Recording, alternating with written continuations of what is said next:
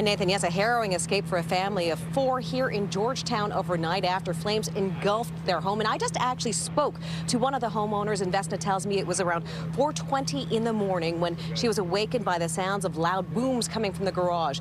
She and her husband ran to her children's rooms, grabbed them, brought them to the master bedroom. At that point, they went to the top of the stairwell, but they say the house was already full of thick black smoke. So she said there was no means of escaping the house that way. So they went back to the master bedroom, kicked out the screen window so the kids could breathe. And she said at that point they started screaming for help for their neighbors because they couldn't reach their phones.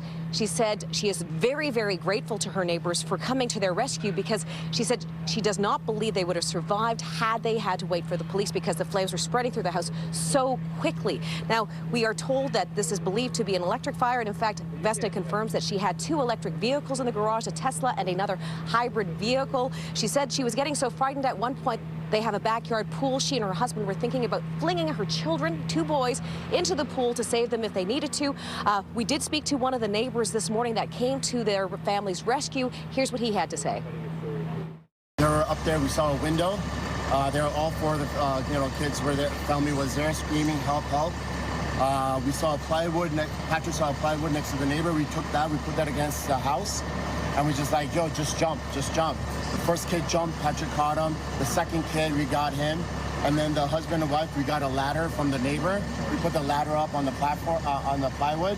And then the wife was coming down. Unfortunately, she lost her balance. She fell and hurt her head, but she's okay. And then the husband, he held down, got him down.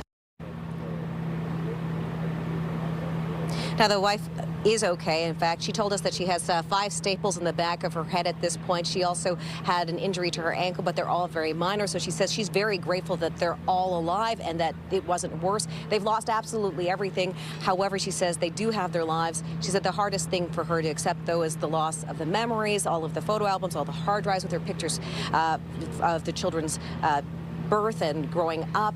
But she says the rest she can rebuild. That's it from us here in Georgetown. As you can see, fire marshal is here. 2 neighboring homes caught fire, but the blaze is not considered suspicious. We're putting live. I'm Janice Golding. Now back to Michelle and Nathan. Thank you, Janice.